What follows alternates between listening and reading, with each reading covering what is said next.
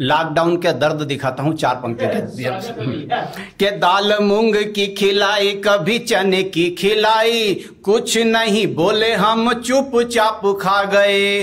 पत्नी कुछ काम करे चाहे कुछ भी न करे, उसकी तारीफ कर प्यार हम पा गए।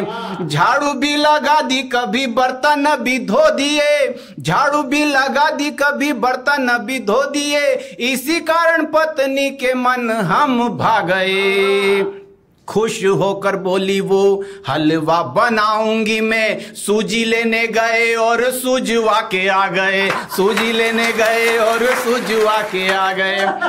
और साहब पत्नी विषय पे कुछ पंक्तियां पढ़ता हूं कि मैंने मेरी पत्नी से कहा, अपने पड़ोस में रहने वाली शर्मा जी की मिसेस तेरे से ज्यादा पढ़ी लिखी है, समझदार है, इंटेलिजेंट है, फिर भी वो सीधे पल्ले की साड़ी पहनती है और तू उल्टे पल्ले की साड़ी पहनती है, क्यों? तो पत्नी ने कहा, तुम्हारे दिमाग में छोटी सी बात भी बड़ी देर से उतरती है क्या? तुम्हारी अक्कल घास चढ़ती है? अरे समय के साथ खुद को बदलना पड़ता है, वक्त और हालात को समझना पड़ता है। सीधे आदमी के साथ सीधे और उल्टे आदमी के साथ उल्टे पल्ले की साड़ी को पहनना पड़ता है, पहनना पड़ता है।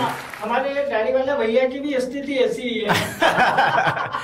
और 4 पंक्तियां पढ़ता हूं कि मेरी बीबी मायके का गुण गाती है, क्योंकि वो साड़ी मायके से ही लाती है, मेरा गुण जरा सा भी नहीं गाती, जबकि फाल मेरे पैसे से ही लगवाती है। और फाल के साथ मैचिंग कितना होता है भाई साहब आपको पता नहीं, 500 की साड़ी और 1000 का मैचिंग, वो अपनी जेब का, मगर उसका कोई एहसान नहीं। तो कुछ पंक्तियां और पढ़ता हूं।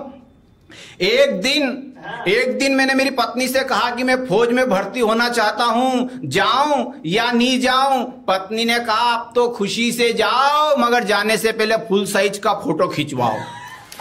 खुदा ना खास्ता वहां शहीद हो गए तो आपकी तस्वीर कहां से लाऊंगी? और श्रद्धांजलि सभा में हार किसकी तस्वीर पर चढ़ाऊंगी? तो मैंने कहा, देवी तू हार तो मेरी तस्वीर पर ही चढ़ाना, मगर मेरे मरने के बाद बीमा के पैसे से दूसरा ब्याह मत रचाना, वरना मैं भूत बनकर के सताऊंगा, स्वर्ग से भी वापस आ जाऊंगा। तो पत्नी बोली, मैं तुम पर एक बार दिलो जान से मर चुकी हूं, अब किसी और पर नहीं मरूंगी, और जीवन में जो गलती एक बार करी वो दोबारा हरगिज नहीं करूंगी, हरगिज नहीं करूंगी। और कुछ पंक्तियां पढ़ता हूं, अतुल जी सुनिएगा।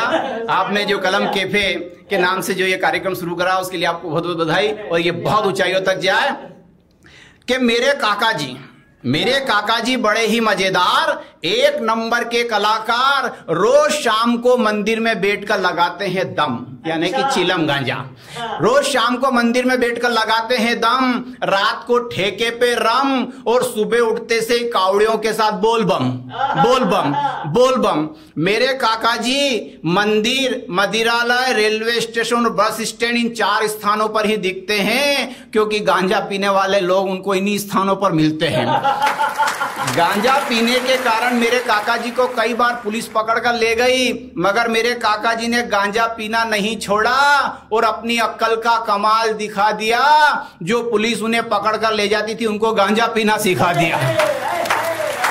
न रहेगा बांस न बजेगी बांसुरी, अरे गांजा पीना मेरी मजबूरी तो बेटा तेरी भी मजबूरी, मिला हाथ गांजा पीला। तो ये